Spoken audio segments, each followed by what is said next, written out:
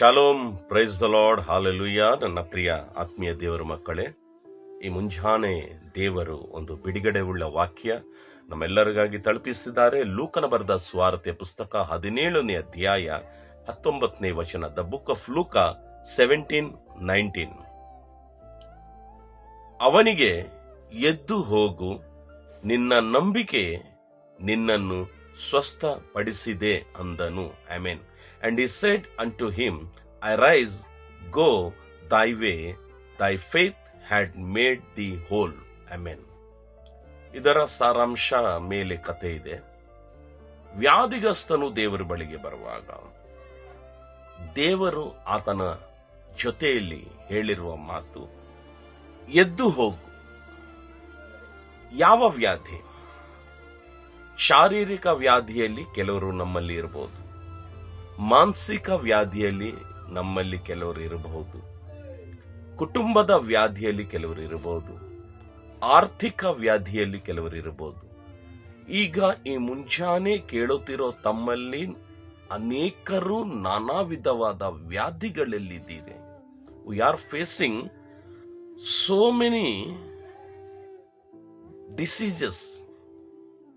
If it is worldly, spiritually, financially, health wise, ಪ್ರತಿಯೊಂದು ಕೂಡ ನಮಗೊಂದು ವ್ಯಾಧಿಯಾಗಿದೆ. ಅನೇಕರು ನಗುವನ್ನು ಕಳ್ಕೊಂಡಿದ್ದಾರೆ. ಸಮಸ್ಯೆಗಳ ಮಧ್ಯದಲ್ಲಿ ಸಿಕ್ಕಾಕೊಂಡು ನಗಬೇಕಂತ ಮನಸ್ಸಿದ್ದರೂ ಕೂಡ ಅವರಿಗೆ ನಗು ಬರುತ್ತಾ ಇಲ್ಲ. ನನ್ನ ಪ್ರಿಯ ದೇವರ ಮಕ್ಕಳೇ, ಈ ಸಮಯದಲ್ಲಿ ಈ ಹಲವಾರು ವಿಧವಾದ ವ್ಯಾಧಿಗಳಿಂದ ನಾವು ಕದಲೋದಕ್ಕಾಗುತ್ತಾ ಇಲ್ಲ. ಈ ಮುಂಜಾನೆ ನಮ್ಮಲ್ಲಿ ಅನೇಕರು ಇದೇ ಭಾವನೆಯಿಂದ ಇಲ್ಲಿ ಕೂತಿದ್ದೀವಿ. ಅಯ್ಯ, ಈ ದಿನ ನಾನು ಹೇಗೆ ಮುಂದೆ ನಡೀಲಿ ಎಂಬುದಾಗಿ ದೇವರು ಹೇಳುತ್ತಾ ಇದ್ದಾರೆ. ಅವನಿಗೆ, ಎದ್ದು ಹೋಗು. ಅವನು ಅಂದರೆ ಕೇಳುತ್ತಿರುವ ನೀವು, ನಾವು ಆ ಸ್ಥಾನದಲ್ಲಿರೋಣ. ದೇವರು ನಮಗೆ ಹೇಳುತ್ತಾ ಇದ್ದಾರೆ, ನೀನು ಇನ್ನು ಕೂತಿಕೊಂಡು ಇರಬೇಡ, ನೀನು ಇನ್ನು ಕುಗ್ಗಿ ಹೋಗಿ ಇರಬೇಡ, ಎದ್ದು ಹೋಗು, ನಿನ್ನ ನಂಬಿಕೆ ನಿನ್ನನ್ನು ಸ್ವಸ್ಥಪಡಿಸಿದೆ. I mean, hallelujah.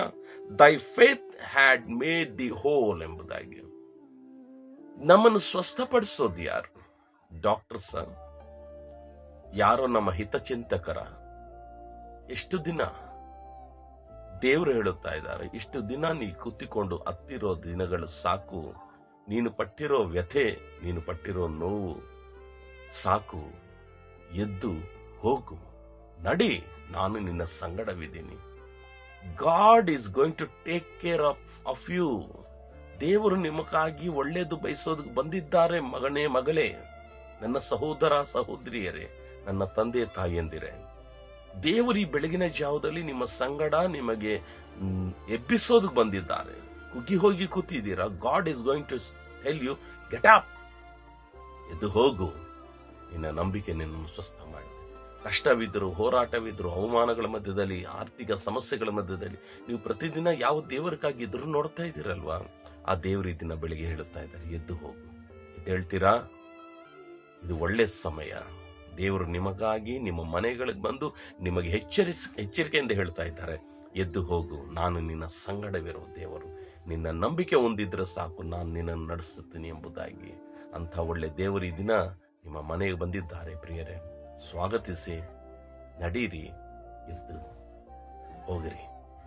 ಪ್ರೀತಿ ಸ್ವರೂಪನಾಗಿರುವ ನನ್ನ ಪ್ರೀತಿಯುಳ್ಳ ತಂದೆ, ವಾಕ್ಯದ ಪ್ರಕಾರ ಯಾರು ಯಾವ ಸ್ಥಿತಿಯಲ್ಲಿ ಕುಗ್ಗಿ ಹೋಗಿದಾರೋ ಅವರನ್ನು ದೇವರು ಹೇಳುತ್ತಾರೆ, ಎದ್ದು ಹೋಗು ಎಂಬುದಾಗಿ. ಎದ್ದೇಳೋ ಪ್ರತಿಯೊಬ್ಬ ದೇವರ ಮಕ್ಕಳಿಗೂ ನಿನ್ನ ವಾಕ್ಯ ಶಕ್ತವಾಗಿರಲಿ. ನಡೆಸು, ಬಲಪಡಿಸು, ಗುಣಪಡಿಸು. ಯೇಸು ಕ್ರಿಸ್ತನ ಅತಿ ದಿವ್ಯವುಳ್ಳ ನಾಮದಲ್ಲಿ ಈ ಪ್ರಾರ್ಥನೆ ಬೇಡಿ ಹೊಂದಿದ್ದೇವೆ. ಆಮೆನ್. ನಾಳೆ ಮರಳಿ ಇದೇ ಸಮಯದಲ್ಲಿ ನೀವು ನಾವು ಒಂದಾಗಿ ಸೇರೋಣ. ಅಲ್ಲಿ ತನಕ ದೇವರ ಮಹಾಕೃಪೆ ನಿಮ್ಮೆಲ್ಲರ ಮೇಲೆ ಇರಲಿ. May God bless you.